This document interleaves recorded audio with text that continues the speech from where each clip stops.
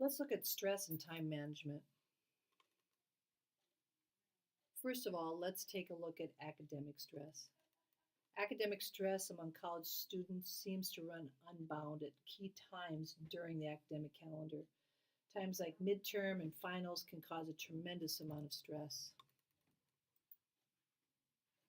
So, to help alleviate it, we need to understand time management. Classens and colleagues define this as behaviors that aim at achieving an effective use of time while performing certain goal directed activities. In order to do that, we need a time management framework. So, what is a time management framework? Well, this is a plan where students are able to conceptualize specific activities that need to be completed in order to effectively manage their time. A planner provides this type of framework. You should be recording your daily goals. These goals are your roadmap for the day. They help you get from point A to point B. You need to record your to do list daily, your appointments, and don't forget to schedule time for fitness. Let's look at stress in America. Since 2007, the American Psychological Association has sponsored a nationwide survey that examines the state of stress in America. This survey helps us better understand the undercurrents that cause stress. Understanding the causes better help professionals understand how to manage it. Taking this one step further, we can look at stress in America and younger adults. The survey revealed that younger adults report higher stress levels and say that they feel as though they're not managing it well. This suggests that college students need help in learning better time management techniques. Lucier reported that college students actually feel overcommitted in their college lives. How many of you are trying to balance class, extracurricular activities like athletics or music, campus clubs or organizations, and maybe even a part time job? Do you ever feel like you're a juggler trying to keep everything in the air? Time is important. Maria Pasucci, the founder and president of Campus Calm, has pointed out time is your greatest asset in life, and you need to choose how you spend it. In order to look at our spending of time, we need to be able to manage our priorities. How are you managing your priorities? Students need to learn how to define their passions and priorities in order to effectively manage their time. Let's take a look at a video that will help us develop better time management skills. The video discusses a well-class planner, but any planner will work, and you will be asked to complete this activity, so listen to its message carefully. Are you constantly finding yourself behind at work or school? Do you arrive at the end of the day and realize you've accomplished nothing on your to do list? Well, odds are you're not very good at time management.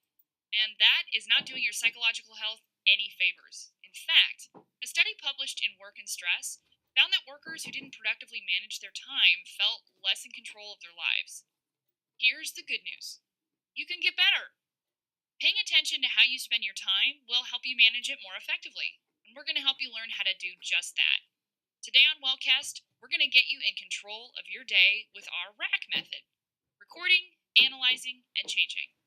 3 easy steps to great time management. Pause and print a copy of our handy Wellcast day planner. Finish printing? Let's dive in. Step 1: recording. When you wake up tomorrow, note the time in your day planner. As the day progresses, write down everything that you do. Yes, we mean everything. The 10 minutes you spent getting dressed, the half day of productive work, the hours you spent between social networking sites, we mean it all. Keep this up from the time you wake up until you go to sleep. Step 2: analyzing. At the end of the day, go through the schedule and highlight any chunks of time that you don't feel were used productively. Pick out your 5 biggest time wasters in your day. Be honest with yourself. You spent a half an hour by the coffee machine talking to your coworker. You spent an hour on Facebook, and you stared into space for 20 minutes. Come on, you get the picture. Especially focus on the time wasters at work. Why? A study published by the British Medical Journal says that workplace stress is minimized by effective time management. It also says that workplace stress bleeds over into home life and undermines a relaxed life at home. Here's the ugly part: add up all the time you wasted. How much productive time did you blow on activities that got you no results? Step 3: changing. Now it's time to come up with a way to get that time back. Here are 3 ways to change your time wasting habits and become a better time manager. Prioritize. To do lists are a really effective way to manage your time and your priorities. Limit the number of tasks you have on this list to 5 and assign rankings to them in order of importance. Declutter. Not only is decluttering great for your health, but you won't waste time digging around piles of stuff to find that one piece of paper that you really need. Check out our Wellcast on Clutter for some helpful tips on lightening your load. Schedule. Hey, we all try to kill 2 birds with 1 stone, but odds are multitasking will actually just stress you out and delay you even more. Instead, set aside blocks of time for individual activities. For each activity, set start and stop points. This way your day is cleanly segmented. Then stick to this schedule. Try going 1 week using these tips to reduce your wasted time.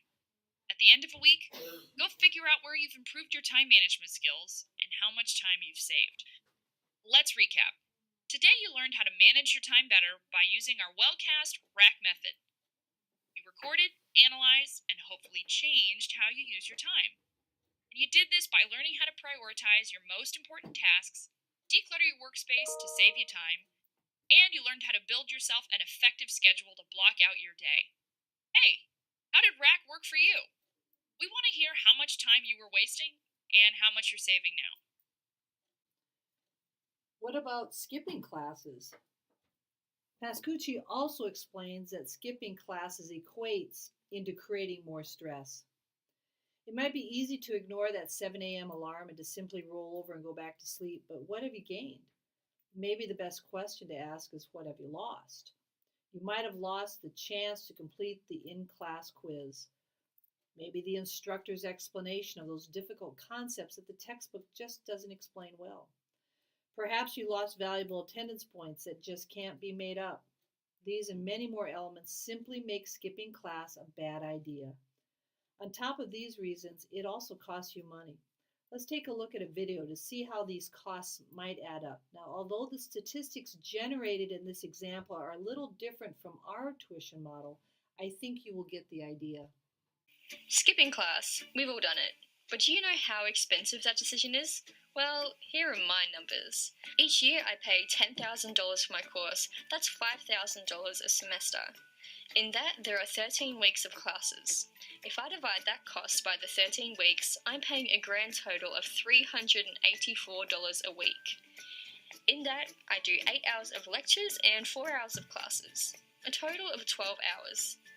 Now, $384 a week divided by 12 hours is $32 an hour. That means each 2-hour lecture is costing me $64, and for each class I'm paying $32. Now let's just let that sink in for a moment. $10,000 a year, $5,000 a semester, $384 a week, $64 a lecture, and $32 a class. If you had to pay that money out of your own pocket, would you still skip? I challenge everyone to calculate what you're paying using the same method, and if you're brave, comment it down below. I make videos on studying, saving money, and a whole bunch of other helpful stuff. Be sure to subscribe and check out my other videos to see more. Thanks for watching today, guys, and I will see you next week. I think you made a pretty good point that skipping class actually costs us money.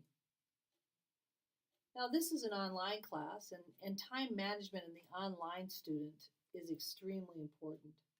Online classes offer flexibility and freedom.